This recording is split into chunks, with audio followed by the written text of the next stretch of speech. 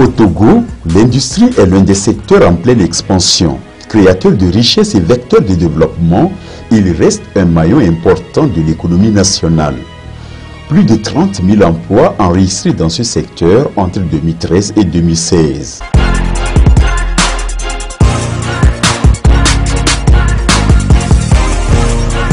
Et comme nous avons décidé de nous plonger au cœur de cet espace, 6 usines nouvellement implantées à l'intérieur du pays nous ouvrent leurs portes. Léopard Motor a déposé sa marque au Togo en 2016 et c'est ici à Noche, à environ 100 km au nord de la capitale Lomé. À l'intérieur de cette ville historique tourne depuis quelques mois ce complexe industriel de fabrication de motos. Et quand nous y entrons, nous devinons tout de suite ce qui a motivé le chef de l'État en procédant personnellement à l'inauguration de ce site en avril 2016. Plus de 30 000 motos sont déjà sorties de cette industrie. À la commande, un personnel essentiellement des jeunes Togolais qui œuvrent avec dévotion au montage des engins. Nous montons et assemblons les motos pour la consommation plus extérieure que locale, parce que nous sommes dans la ZASOF, nous sommes dans la zone France. Ça, c'est le produit fini qui sont destinés à la consommation au Bénin, au Burkina, enfin dans la CEDEAO. Un travail d'équipe harmonieusement structuré et qui davantage engage. C'est un nouveau départ pour la jeunesse, pour apprendre la technologie. Ce qui se fait ici, en quelque sorte la transformation d'une technologie qui se fait. Quand je suis venu, par chance, on m'a recruté et j'ai suivi ensuite une formation sur place et maintenant je suis devenu mécanicien. Et c'est l'un des objectifs poursuivis en implantant ce complexe dans cette région. Contribuer à relever les défis de développement et de la lutte contre le chômage au Togo. On a commencé comme manœuvre et aujourd'hui nous sommes devenus des employés. Ce qui m'a plus touché dans le contrat qu'on nous a fait, on a plus de soins et de l'assurance. Une trentaine d'ouvriers se partagent cet espace au quotidien. À leur image, beaucoup d'autres jeunes des zones rurales découvrent l'industrie. Et c'est à l'actif de la politique de déconcentration des usines à travers les points francs voulus et promus par le gouvernement via la Société de l'administration de la zone franche togolaise. De Noche cap sur la région centrale. Ici aussi, c'est un nouvel univers qui s'offre aux populations de cette contrée. Dans ce centre à Lafia Ablita, c'est de l'herbe appelée panicum qui crée de la richesse à une cinquantaine de femmes.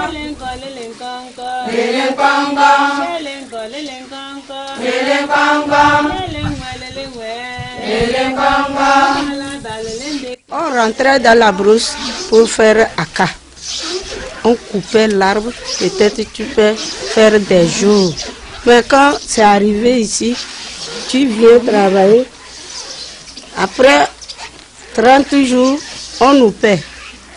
Déjà, je n'ai plus l'amour d'aller couper un arbre, faire aka. Donc le travail là, j'ai pu payer sur le collège facilement. Dans le mois, elles vont faire 22 jours, des fois 23 jours, ça dépend. Donc si elles vont faire 23 jours, on prend 0,3, 0,4, 0,6, on associe. Celle-là eu dans le mois, par exemple, 13 kilos ou bien 14, donc fois 2500. Le plus souvent, celles qui travaillent mieux, 45 000, 46 000 par mois, 47 500 par mois aussi. Le centre est spécialisé dans le traitement des herbes. Un travail purement artisanal, propre et intelligent vis-à-vis de l'environnement. Dans ce travail à la chaîne, la première étape commence par la déchirure. Et c'est ce que les femmes sont en train de faire. Après avoir déchiré, on passe au retordage. Je vois que comment les femmes souffraient avant. Maintenant, quand tu vois une femme même, à vue d'œil, tu sens que la femme là a un changement en elle.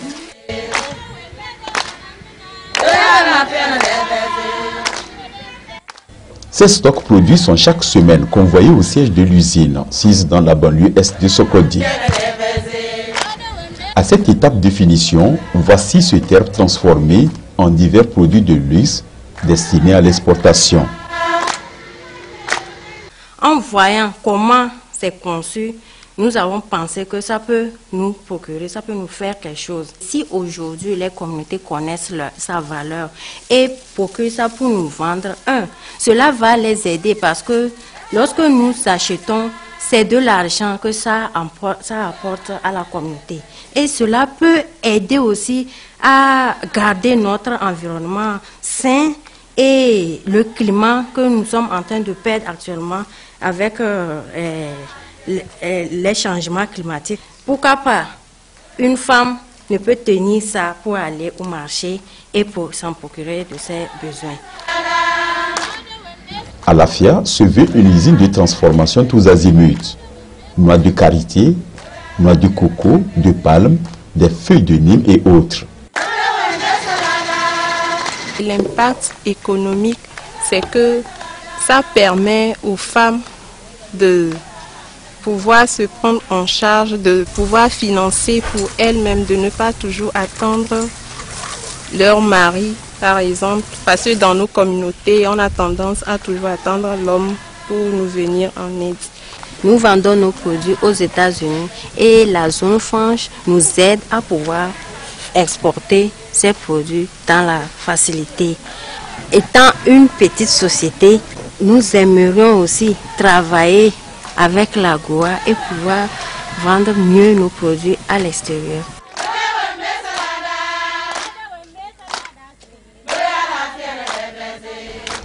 À ce jour, plus de 400 femmes y ont gagné leur boulot. À les voir, on s'aperçoit que la filière qualité a un rôle économique et social très important dans les zones rurales. Ce qu'il conviendrait d'appeler l'or des femmes ici se trouve être une véritable source de revenus qui garantit une certaine indépendance économique à celle-ci. Les points francs de la zone franche togolaise se multiplient de plus en plus à travers le territoire. Pour le compte de la période 2015-2016, on enregistre plus de 12 milliards de francs CFA d'investissement dans le secteur. Bien évidemment, avec un volume de près de 1000 emplois créés. Parmi les nouvelles industries, Agribio, installé au milieu d'un verger de 25 hectares à Bilita. Sa spécialité est la transformation d'ananas, de mangue, de sésame, de soja, d'arachide et autres produits agricoles. L'industrie se rapproche désormais de la population rurale et crée une situation de confiance entre les jeunes et leur milieu. Personnellement, ça m'a aidé aussi. J'étais désespérée à avoir un travail et avoir une rémunération dans ma vie, faire ma vie. Je suis soulagé parce que là, la famille est fière de moi. Parce que là, quand la fin du mois, je perçois ma rémunération, je leur donne quelque chose. Et puis bon, là, on arrive à s'en sortir comme ça. D'une région à l'autre, bienvenue à Zéglé. Dans ce village de Zio vient d'émerger il y a 2 mois DoPharma, une industrie de fabrication des produits pharmaceutiques. Premier du genre dans la sous-région, elle se positionne pour être une référence. Répondant à l'éco-concept avec les normes afférentes au respect de la nature, l'usine emploie pour sa phase de démarrage une centaine d'agents, en majorité des étudiants sortis des universités du Togo. J'ai fait la gestion de l'eau et de l'environnement et par après je suis rentrée immédiatement dans le traitement d'eau. Ce qui veut dire ce que j'ai acquis, je suis en train de faire ça, appliquer réellement. Il y a plein de jeunes qui sont chômeurs, mais avec l'usine, je vois que le taux de chômage va diminuer. Ici, dans la zone rurale, il y a pas mal de chômeurs qui travaillent aussi avec nous parce que il y a certaines choses où on n'a pas besoin d'avoir le BPC pour le faire. Hein? Le packaging, ça se fait d'une façon automatique. J'ai opté vraiment pour un packaging manuel où on emploie beaucoup de gens pour faire ça. Les investisseurs, séduits par l'amélioration du climat des affaires, s'ouvrent au territoire togolais. Ici encore, à la sortie de Lomé vers Aniho, c'est une nouvelle société de marbrerie qui transfère les compétences aux jeunes dans la transformation des blocs, lastres de marbre et de granit. Artec Togo s'est installé ici avec une double vision, arriver à la transformation de la matière première togolaise et former les jeunes Africains à ce métier. Il est évident que si Lomé est saturé, l'intérieur du pays reste désormais un atout pour l'industrialisation, surtout pour l'agro-industrie. Et jusqu'ici, le Togo dispose d'un coût d'investissement alléchant, source d'attraction des investisseurs nationaux et étrangers, un élément essentiel dans le processus de l'atteinte des objectifs du développement durable.